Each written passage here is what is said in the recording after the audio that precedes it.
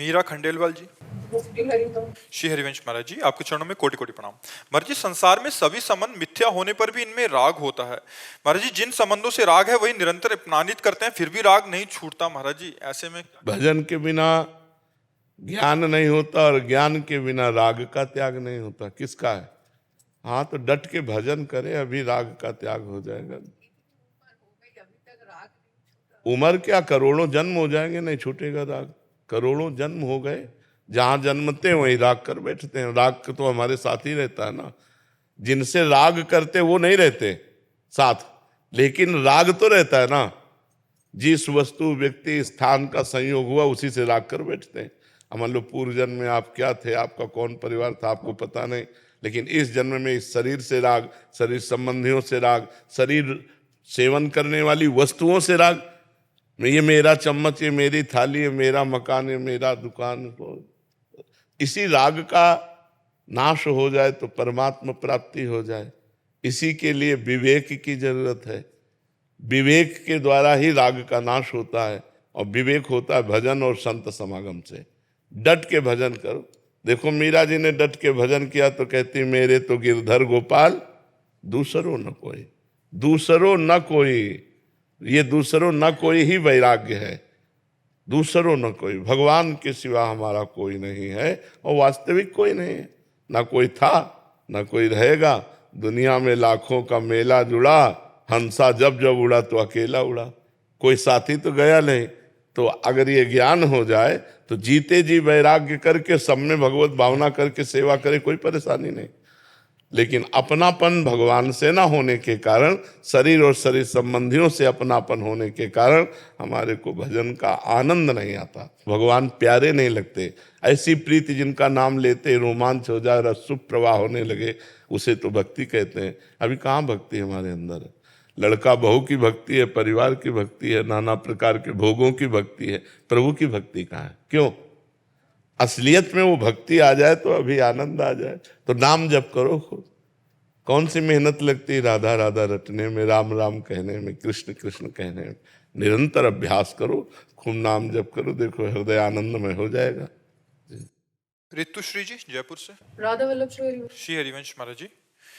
महाराज जी, प्रेम लक्षणा भक्ति क्या केवल गुरु कृपा से ही मिलती है? नाम जप, लीला गायन, लीला श्रवण, भगवत चरण अरविंद की सेवा, और तन मन वचन से पूर्ण रूप से इष्ट देव के प्रति समर्पण, अन्य अभिलाषा कोई नहीं, श्री कृष्ण के प्रतिकूल कोई आचरण नहीं, तब प्रेम लक्षण भक्ति मिलती है। गुरु कृपा का ये स्वरूप है। जब तक नाम जप नहीं होगा, भगवत लीला कथा गायन श्रवण नहीं होगा, मूल मिलाकर के नवधा भक्ति नहीं, तो प्रेम लक्षणा भक्ति कहाँ से आ जाएगी?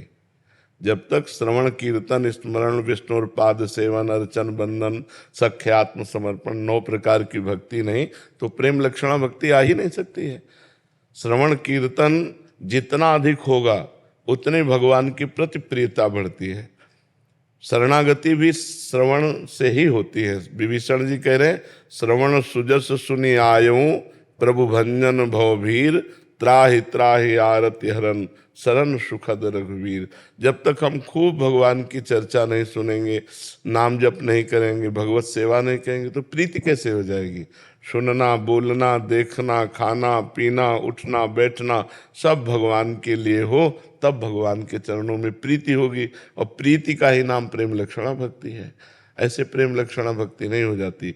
यही गुरु कृपा है कि हमारी नाम जप में प्रीति हो। यही गुरु कृपा है कि हमारी भगवत कथा सुनने के लिए कान लालायित रहे। आशा बसन व्यसन याति नहीं, रघुपति चरित होय तहाँ सुनहि। यत्र यत्र रघुनाथ कीर्तनम तत्र तत्र कृतमस्त कांजलम वाष्पवारि परिपूर्ण लोचनम। हनुमान जी महाराज कैसे आंसू बहाते हुए जहाँ जहाँ भगवान की चर्चा होती वहाँ वहाँ वो सुनते हैं।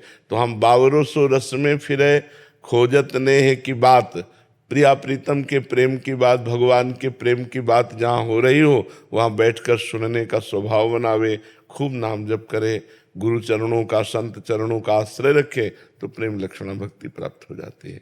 संत कृपा, भगवंत कृपा, गुरु कृपा का मतलब यही कि हमें साधन में प्रेम हो जाए। हमारी जो साधना है उसमें प्रेम हो जाए। साधना में प्रेम तो साध्य में प्रेम अपने आप हो जाएगा।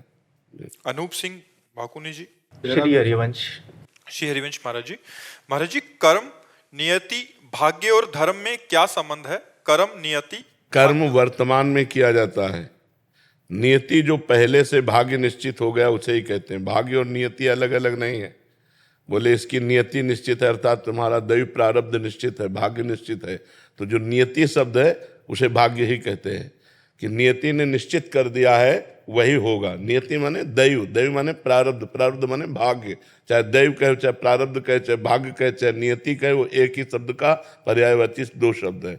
अब रह गया कर्म और भाग्य। कर्म से ही भाग्य बनता है।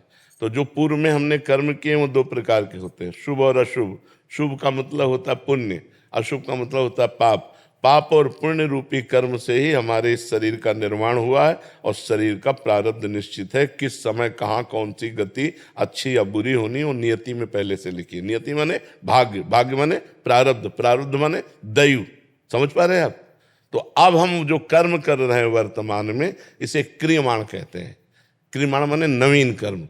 अगर हमारे नवीन कर्म अच्छे हो तो पुराने कर्मों को रौंद करके हम मंगल कर सकते हैं अपना, हम भगवत प्राप्ति कर सकते हैं। अगर नवीन कर्म भी बस दो ही रहे, शुभ और अशुभ, तो फिर भी हमारी दुर्गति रुकेगी नहीं। वो मनुष्य जन्म लेने के बाद भी पुनरपि जननम पुनरपि मरणम पुनरपि जननी जठरे शयनम ये होता रहेगा। समझ पा रहे हैं जी? राहुल जी पौरसा से। राहुल। श्री हरिवंश महाराज जी, रामचरितमानस के अनुसार हनुमान जी ने रावण जी से कहा कि सबके देह परम प्रिय सबके स्वामी मारहु मोहि कुमारग गामी। सबके देह परम प्रिय स्वामी मारहि मोहि कुमारग गामी। जिन मोहि मारा तिन में मारे तिन पर बांधे तने तुम्हारे। हाँ, इसका क्या भाव महाराज जी, जानना मेरा चाहिए? प्रश्न है कि देह भाव के त्याग और प्रभु की प्राप्ति के लिए शरीर को इतना कष्ट देना देह धर्म के विरुद्ध तो नहीं? अलग अलग संतों की रहनी देखी जाती है, गर्मियों में धूनी लगाए, सर्दियों में वहां जो बात हो रही है वहां संतों से जोड़ रहे हो क्या? वहां राक्षसों से युद्ध करने की बात हो रही है। यही तो हम लोगों की कमी होती है कि कहीं की टांग, कहीं का हाथ, कहीं की आंख जोड़कर आकृति थोड़ी बना सकते हैं। वहां विषय क्या चल रहा है? राक्षसों को दंड देना। हनुमान जी से पूछते हैं कि तुम्हारा मैंने अपराध क्या किया? हमारा तुम्हारा कोई परिचय नहीं है। रावण पूछ रहा है तुम कोई राजा नहीं हो कि हमारा तुम्हारा वैर विरोध है? अशोक वाटिका को आके उजाड़ देना और हमारे अनुचरों को मारना। तो हनुमान जी उसी के अनुसार उत्तर देते हैं क्योंकि सामने देहाभिमानी रावण बैठा है। हनुमान जी परम ज्ञानी, ज्ञानी नाम अग्रगण्यम। क्या उत्तर दे रहे हैं? बोले सबके देह परम प्रिय स्वामी मारहि मोहि कुमारग गामी।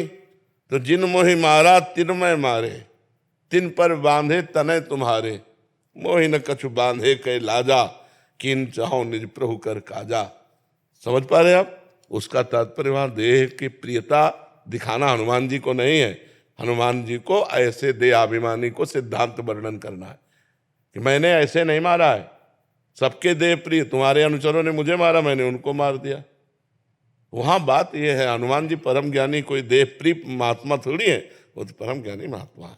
तो जो महात्मा जन तप करते हैं भगवान के लिए शरीर को कष्ट देते हैं। शरीर का कष्ट कोई कष्ट नहीं है। यदि मन परमात्मानंद में है और गर्मी सर्दी और सब भूख प्यास तो इससे कोई फर्क नहीं पड़ता है। प्रीति जब भगवान से हो जाती है तो शरीर का कोई भाव महत्व नहीं रहेगा। ये झूठा है ना? झूठा ना ये कल था ना कल रहेगा।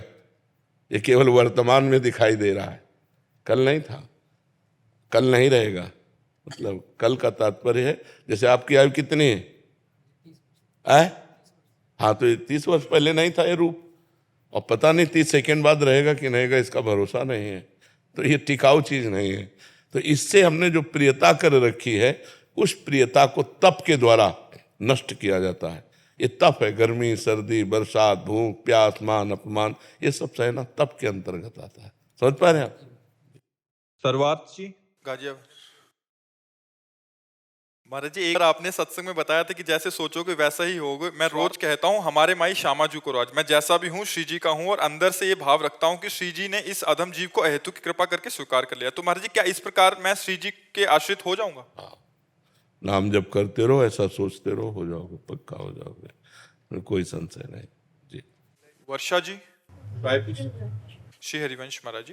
गुरुदेव भगवान, सत्संग में आपने बोला कि दृढ़ आश्रय लेना चाहिए। आश्रय ले लिया है, पर यदि कोई काम किसी से होता है तो हम उससे उसके संबंध में उसके मर्जी, कहने का भाव है इनका, थोड़ा सा कह रहे हैं कि अगर किसी से काम होता है तो हम उसके सामने तो बोलना ही पड़ता है कि आपकी कृपा आपने करवाया। तो ये श्री जी की उस समय जब आप कह रहे हैं तो आपको संबोधन करो, सामने व्यक्ति है और भाव में इष्ट है कि आपकी कृपा से हमारी समस्या का समाधान हो गया, हम बार बार आपको नमन करते हैं या बार बार कृतज्ञता प्रकट करते हैं। लेकिन आप हम व्यक्ति को ना बोलें, हम प्रभु को बोलें, अपने इष्ट को बोलें, क्योंकि सब में वही विराजमान है।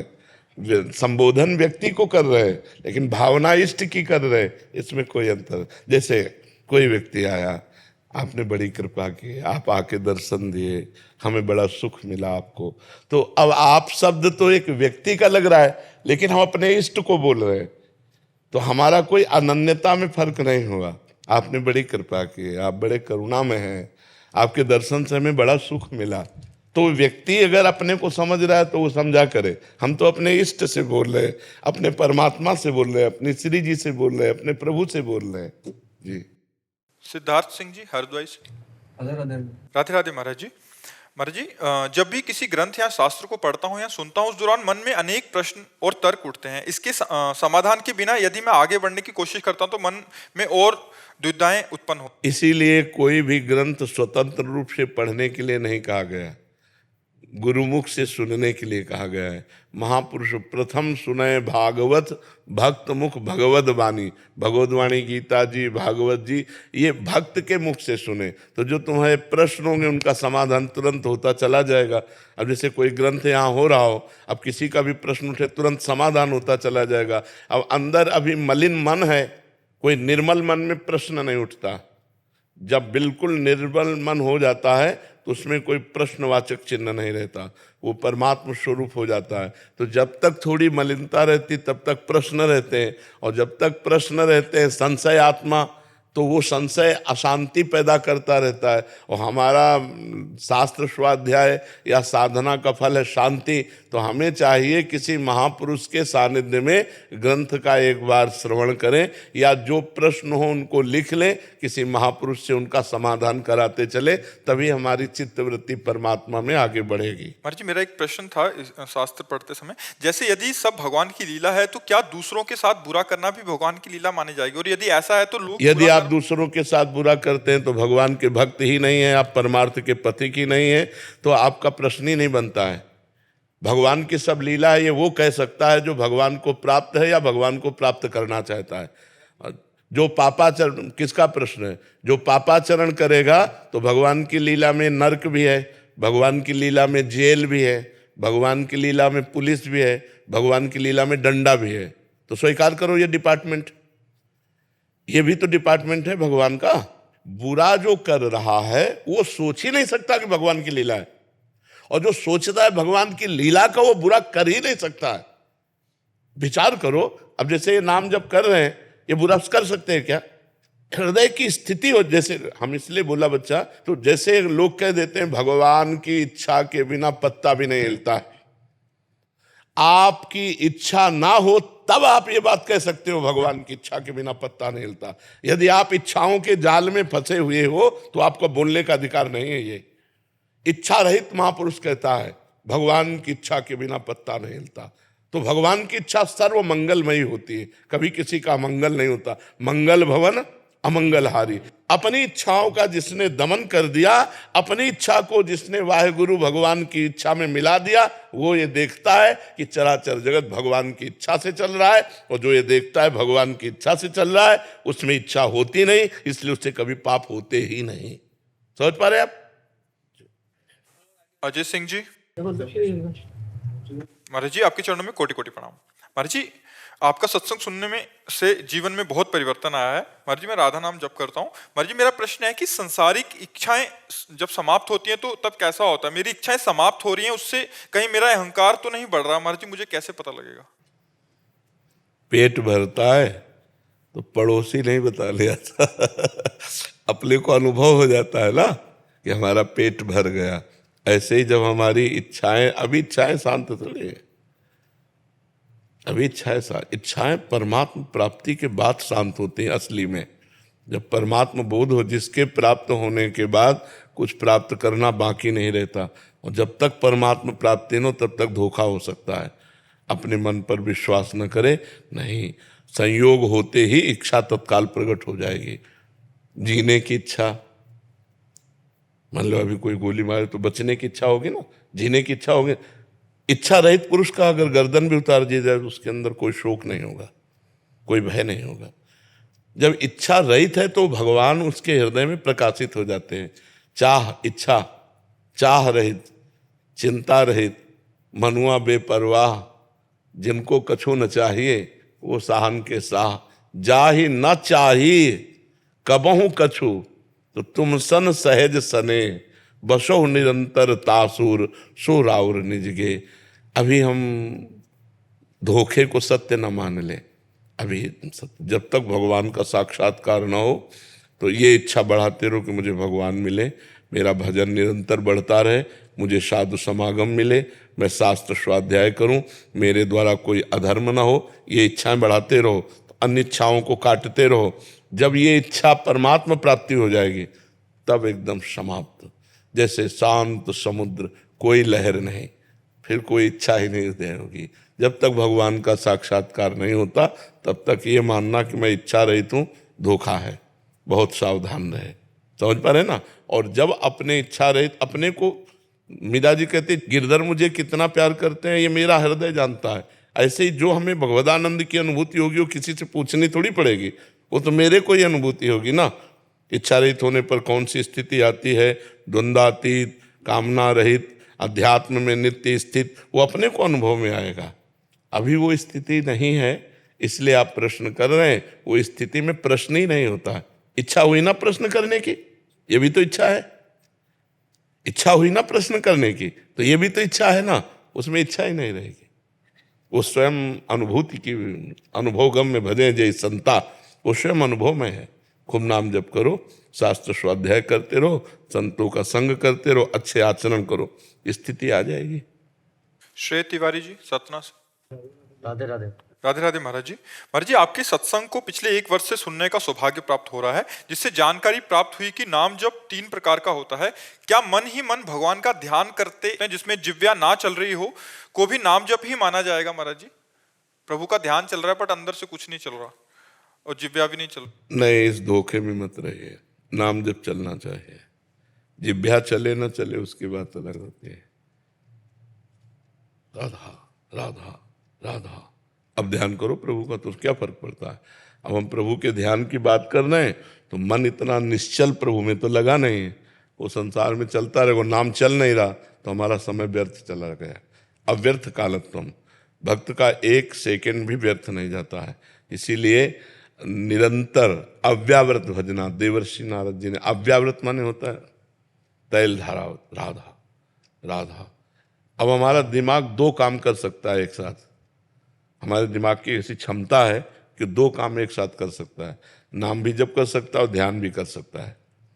रूप का ध्यान और नाम उच्चारण कर सकता है, इतनी क्षमता हम, जैसे आप हमारी बात भी सुन रहे हैं और अंदर ही अंदर संसारिक, अभी वहाँ जाना है, वो करना है, वो करना चल रहा है ना अंदर, तो उसकी क्षमता 2 है। और जब 2 क्षमता का एक स्वरूप हो जाए तब उसे एकाग्रता कहते हैं। अब रूप में इतने डूब गए कि आपको ध्यान ही नहीं है, राधा रूप ही राधा में हो गया। अब जब फिर होश आए तो फिर आधा, फिर आधा, फिर आधा, तो नाम जब छूटा तो फिर मन घसीट ले जाएगा संसार में। इसलिए रूप का ध्यान नाम के सहित होना चाहिए। देखी रूप नाम आधीना, नाम चल रहा है तो रूप का ध्यान आपका परिपक्व, नाम छूटा तो घसीट ले जाएगा माया में। इतना प्रबल मन है, वो टिकता नहीं है एक जगह, टिकता नहीं, टिका दे वही साधना है। जो अपने मन को टिका दे एक जगह उसी को साधना कहते हैं। मतलब इतना एकाग्रता में बल है। दत्तात्रेय भगवान ने एक बाण बनाने वाले को गुरु बनाया। वो रास्ते में उसका घर था, वो रोड के किनारे बैठे बाण की सीधी नोक घिस रहा था और राजा की सवारी निकल गई। राजा की सवारी मतलब नगाड़े बज रहे हैं, जय जयकार हो रहा है, घोड़े हाथियों से सब। बाद में मंत्री निकला, उसने कहा महाराज की सवारी कितनी दूर गई? तो सो के जगा हुआ पुरुष जैसा, महाराज की सवारी? बोले यहीं से तो गई। बोले क्षमा कीजिए, मैं आपसे सत्य कहता हूँ, मुझे बिल्कुल भान नहीं, क्योंकि मैं बाण की सिधाई और नोक पर ध्यान दे रहा था, उसकी नोक बना रहा था, तो मुझे पता नहीं चला। तो दत्तात्रेय भगवान वहीं भ्रमण कर रहे थे, उसे गुरु बनाया। 24 गुरुओं में एक बाण बनाने वाला भी गुरु। कि साधक को अपने लक्ष्य पर इतना तन्मय होना चाहिए कि नगाड़े बजें, लेकिन उसकी वृत्ति बहिर्मुख नहीं होनी चाहिए। परमात्मा में ऐसी तदाकार, जैसे गाढ़ सोए हुए पुरुष को बाहर की किसी भी गतिविधि का पता नहीं होता, ऐसे जागृत अवस्था में परमात्मा में स्थित इतना एकाग्र हो कि बाहर का कोई पता ना हो, तो वो ध्यान कहा जाता है। अभी वो ध्यान की गति तो है नहीं, इसलिए नाम को छोड़िएगा मत, नहीं तो मन धोखेबाज है, वो धोखा दे देगा। रवि सिंह तोमर जी। राधे गुरु। महाराज जी, मैं आर्मी में मथुरा में कार्यरत हूँ। महाराज जी, मैं शिव जी का उपासक हूँ, परंतु मेरी पोस्टिंग 2021 में जब मथुरा आई तो मैं बांकी बिहारी और राधा रानी से ऐसी लगन लगी कि गोवर्धन परिक्रमा और वृंदावन परिक्रमा करना शुरू कर दिया। आज तक चल रही है। महाराज जी, मेरी पोस्टिंग आ गई है और मैं यहाँ से जा रहा हूँ। महाराज जी, कभी शिव जी का जप करता हूँ और कभी राधा माँ का जप करता हूँ। तो महाराज जी, मेरे मन में असमंजस है कि मैं किसका जप। कोई असमंजस मत करो, दोनों जप करते रहो। बिना भगवान शंकर की कृपा के किसी को हरि भक्ति या राधा भक्ति प्राप्त नहीं होती। तो जहाँ से हमें प्राप्त हुआ है उसे हम छोड़ नहीं सकते, और जो प्राप्त हुआ है उसे भी नहीं छोड़ सकते। तो भगवान शिव की भी आराधना करते रहो, उनका सुमिरन करते रहो, और राधा राधा भी रखते रहो। और जहाँ भी आपको राष्ट्र सेवा में अवसर मिले, प्राण बलिदान का उत्साह रखते हुए धर्म पूर्वक चलते रहो, इसी से भगवत प्राप्ति हो जाएगी। तुम्हारे लिए और कोई अलग से पूजा नहीं है। तुम अपने राष्ट्र के तिरंगे के लिए प्राण बलिदान करने का उत्साह रखो और नाम जप करो, इसी से भगवत प्राप्ति हो जाएगी। यही सबसे बड़ी पूजा है। राधे राधे महाराज जी। महाराज जी, आपके चरणों में कोटि कोटि प्रणाम। यूट्यूब के माध्यम से आपको सुनती हूँ महाराज जी। महाराज जी, मेरे पति पर राधा रानी की बहुत कृपा हो गई है, वो ध्यान पूजा पाठ में लग गए हैं महाराज जी। उनमें बहुत परिवर्तन आया। मैं बहुत खुश हूँ कि वो मन से राधा नाम जप कर रहे हैं, लेकिन उनके व्यवहार मेरे प्रति भी परिवर्तित हो गया, जिसकी वजह से मेरा मन बहुत अशांत रहने लग गया है महाराज जी। मैं नहीं चाहती कि मेरे पति सब कुछ छोड़ के वो अपना व्यवहार मेरे प्रति पहले की तरह ही रखें, बट महाराज जी पर फिर भी मन में लगता है कि वो मतलब आपके प्रति पत्नी भाव में उनकी कमी आ रही है। पति पत्नी के जो संबंध होते हैं उनमें ढिलाई आ रही, वो आएगी। क्योंकि असत संसार के सुखों का राग तब तक रहता है जब तक हृदय मलिन रहता है, और जब परमात्म सुख में चलने लगता है तो फिर ये सब अच्छा नहीं लगता है। ब्रह्मादिक के भोग सब विष सम लागत ताहि, नारायण ब्रज चंद की लगन लगी है जाए। रमा विलास राम अनुरागी, तजत बमन जिम जन बड़भागी। कोई बड़भागी भगवान के भक्त जन ऐसे होते हैं कि माया के विलास को बमन के समान त्याग देते हैं। तो हम ये तुम्हारे पति से भी प्रार्थना करेंगे, हमारी बात सुना देना उनको, कि गृहस्थ धर्म का पालन करना भी भगवान की भक्ति है। यदि पत्नी ब्रह्मचर्य से नहीं रहना चाहती तो पति का कर्तव्य है कि पत्नी की आकांक्षा को पूर्ण करते हुए भगवान का नाम जप करे। क्योंकि यदि आपने नाम जप या भगवत भक्ति के प्रभाव से अपने मन को निष्काम बनाना प्रारंभ किया और पत्नी सकाम है, तो वो कहाँ जाए? तो आप फिर अपने धर्म से भ्रष्ट हो जाएंगे। यदि वो गलत कदम रख देगी तो आपको अपनी पत्नी को धर्मयुक्त बनाने, अर्धांगिनी है वो, उसे धर्म से चलाने के लिए निष्काम होते हुए भी कामना की पूर्ति के हेतु आपको काम धारण करना पड़ेगा। धर्मयुक्त काम भगवान का स्वरूप है।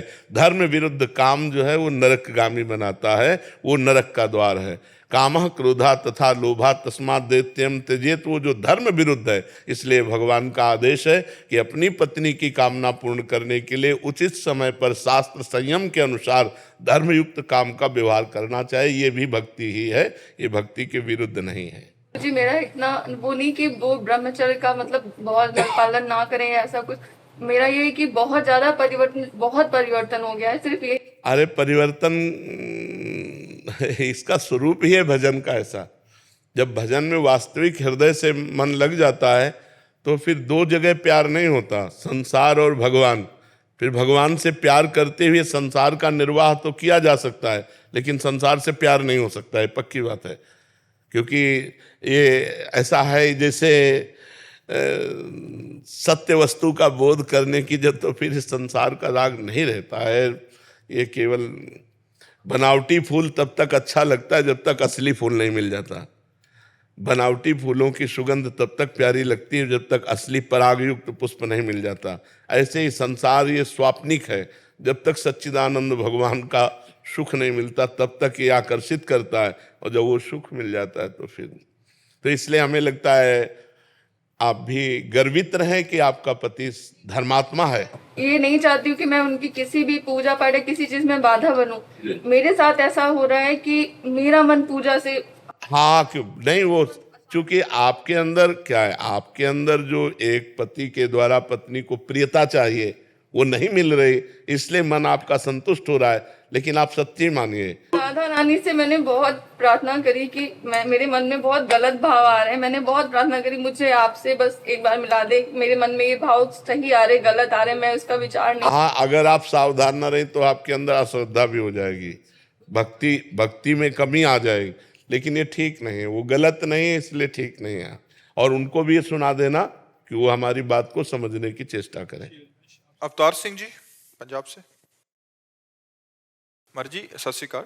मर्जी, विश्व के सभी धार्मिक ग्रंथ पूजनीय और आदरणीय है। मैंने केवल गुरु ग्रंथ साहिब का ही अध्ययन किया। प्रभु कृपा से मेरी इस ग्रंथ में पूर्ण आस्था और विश्वास है। गुरु नानक देव जी कृपा बहुत है मेरे पे।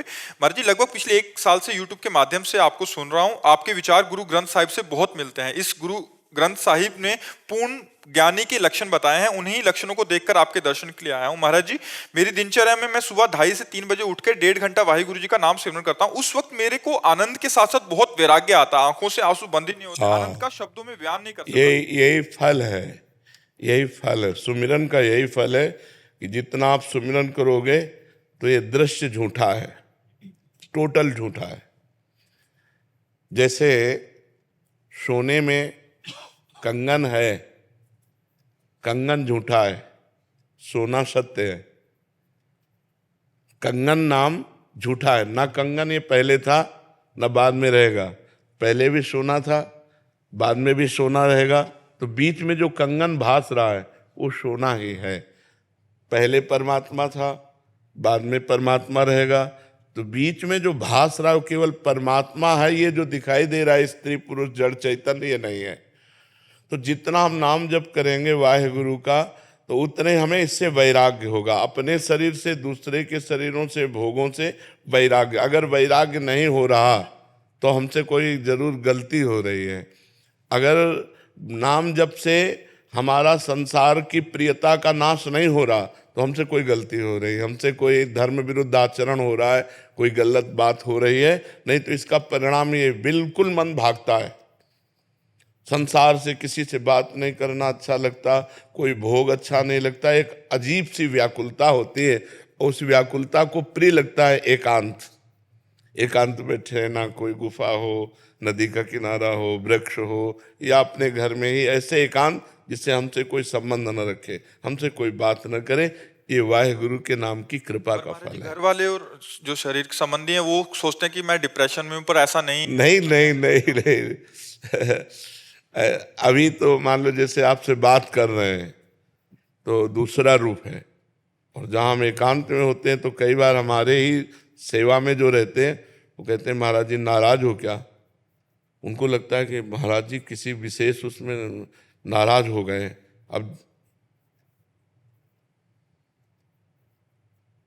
भगवदाकार वृत्ति के लिए बस हिलना नहीं, डुलना साथ। अब कोई आया तो हाँ जी, तो उनको लगता है नाराज। वो नाराज नहीं, अपनी दृष्टि है। एकाग्र परमात्मा दृष्टि जब की जाती है ना, तो या तो डिप्रेशन मान लेगा या तो वो समझ लेगा कि परेशान है, नाराज है। ऐसा नहीं होता। वो अपनी समस्त इंद्रियों को समाहित करके एकमात्र परमात्मा में स्थित किए हुए, तो उसको जो आनंद मिल रहा है वो बाहर कैसे उसको व्यक्त करे। और अब कोई डिप्रेशन में समझता है, कोई उसे पागल कहने लगता है, कोई उसको कुछ भी कहने लगता है। लेकिन ये बहुत उत्तम अवस्था आपकी है। गुरुवाणी जी की कृपा है, गुरु साहब की कृपा है। आप आगे बढ़ो, अधिक से अधिक जितना नाम जप करोगे रोना आने लगेगा, विकलता आने लगेगी। बस वाहिगुरु वाहिगुरु वाहिगुरु, सबसे छोटा अपने को समझने लगोगे। सब महान है, मैं सबसे लघु। यही गुरुवाणी जी की कृपा और यही वाहिगुरु नाम का स्वरूप। वाहिगुरु नाम परमात्मा, वही श्री कृष्ण है, वही शिव है, वही राम है, वही वाहिगुरु है, एक ही परम तत्व है। उसे हम अलग अलग नामों से पुकारते हैं। खूब नाम जप कीजिए। सुधीर कुमार जी दिल्ली से। राधे राधे महाराज जी। महाराज जी, जब कोई लड़का अपने विवाह के समय लड़की के पिता के सामने दहेज की इच्छा या मांग रखता है और लड़की के पिता इच्छा पूरी भी करते हैं, तो क्या ये उस लड़के पर लड़की के पिता का कर्ज चढ़ जाता है, या अगर कर्ज नहीं है, धर्म से रहित बात है। ब्याह सुयोग्य कन्या, सुयोग्य वर देख करके तय किया गया, ब्याह हो गया। अब लड़की पक्ष का जो भाव था वो वर पक्ष को दे दिया, बातचीत नहीं हुई। कहीं भी हमें शास्त्र में नहीं लिखा मिला कि उन्होंने हमसे कहा कि हम इतना इतना इतना देंगे। वो कन्या दी, उसके साथ जो उनका भाव रहा, वो चाहे 1000 सोने के रथ, 1000 हाथी, ये वो दे दिए। मांगना, तय करना, ये बिल्कुल शास्त्र विरुद्ध आचरण है। बिल्कुल नहीं करना चाहिए। किसका प्रश्न है? हाँ, बिल्कुल नहीं करना चाहिए। ना तो लड़के पक्ष को ये बात रखनी चाहिए, लड़के पक्ष को बात रखनी चाहिए तुम्हारी लड़की हमारे लड़के के सुयोग्य वर, ये काफी है, अब आपका जो मनावे सो दे देना, हम उसकी आकांक्षा नहीं रखते। लड़की पक्ष को चाहिए कि जैसे पुत्रों को विभाजित संपत्ति किया, ऐसे कन्या का भी हिस्सा लगा करके उसके साथ दे देना चाहिए, बिना मांगे दे देना चाहिए। मांगना ये दहेज के अंतर्गत आता, और दहेज प्रथा ये हमारे संस्कारों को, हमारे धर्म को ये मिटिया मेट कर रही है। लड़की हुई, सुनते ही उसका पिता जल जाता है। लड़की हुई क्यों? क्योंकि अब दहेज देना पड़ेगा। दहेज में लोग ऐसे मांग रहे हैं कि पूछो मत। वो किसी तरह कमा खा करके जी रहा है, और वो लाखों का पर्चा बना देते, तो इससे तो लोग गर्भ में लड़की पात करवा देते। अगर देखा या गर्भ हुआ, लड़की हुई, तो इनके इन प्रकार वो नष्ट करना चाहते हैं। ये दहेज प्रथा ही तो ऐसे आचरणों को प्रेरित करती है। और तुम अपनी कमाई से नहीं तृप्त होगे, वो लड़की दे, केवल लिंग परिवर्तन से ही तुम महान हो गए क्या? वो भी तो एक शरीर आ रहा है तुम्हारे पास, और तुम भी एक शरीरधारी हो। तुम पुरुष लिंग हो, केवल इसलिए तुम महान हो गए। वो स्त्री लिंग है तो वो लघु हो गई क्या? विचार करके देखो। तुम केवल पुरुष लिंग हो, बस इसी यही बात तो है। वो स्त्री लिंग है, केवल यही बात, वो तुम्हारे घर आ रही है।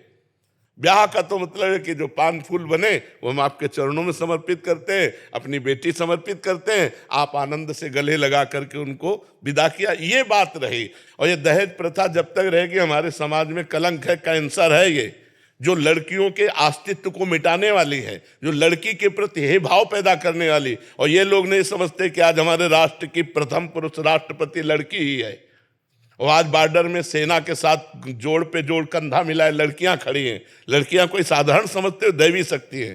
तो लड़कियों को क्या समझ रखा है? केवल स्त्रीलिंग होने के कारण वो इतना घट गई कि तुम्हें रुपया भी दे और लड़की भी दे। सुशील, सज्जन, शांत, परम पवित्र परिवार, कोई लेने के लिए लड़की तैयार नहीं, तैयार है रुपया लेने के लिए। 10 लाख फलदान में दीजिए, इतने परीक्षा में दीजिए, इतने ब्याह में दीजिए। किसान आदमी 10 लाख कहाँ से देगा? किसान आदमी को जीना मुश्किल होता है। उसकी सिंचाई, उसकी मल, बहुत कोई 100-200 बीघा का जमींदार हो तो बात अलग है। 10-10 बीघा जमीन है, उसी से पूरे परिवार का पोषण होता है। कुछ चंद रुपए बचे, वो स्कूल आदि की पढ़ाई, कपड़ा लत्ता, इसमें खर्चा होता है। अरे बड़े खर्चा गृहस्थी में होते हैं। तो ब्याह का मतलब खूब बढ़िया खवा पिया दिया, जो रूखा सूखा है वो तुम्हें दे दिया, और बिटिया लो और कमाओ खाओ जाके। अब ये जो दोहन किया होती है दहेज में, ये बिल्कुल निषिद्ध है। हमें लगता है न देना चाहिए न लेना चाहिए, दोनों के विरुद्ध में बात रखनी चाहिए। न देना चाहिए न लेना चाहिए। आप जी के आशीर्वाद से हमारे पास चारों तरफ इतनी लड़कियां हैं जी, 1000 लड़कों पीछे 1100-1200 लड़कियां हैं। तो मेरी माता जी कहते हैं बोले जितनी लड़कियां होगी उतने डीजे हमारे ज्यादा बजेंगे। बिल्कुल बिल्कुल बिल्कुल बिल्कुल। राधा राधा राधा राधा राधा राधा राधा राधा राधा राधा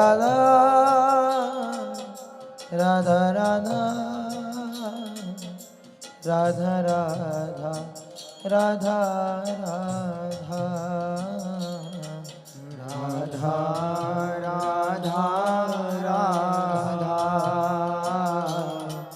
राधा राधा